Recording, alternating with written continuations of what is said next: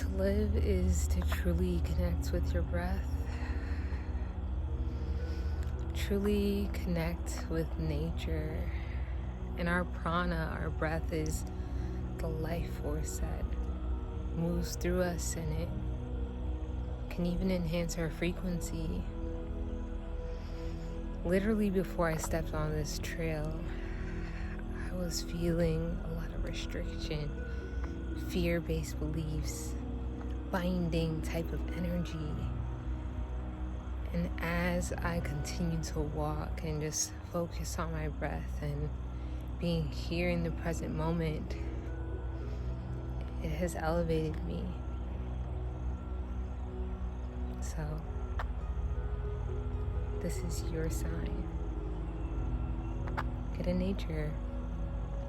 It's you.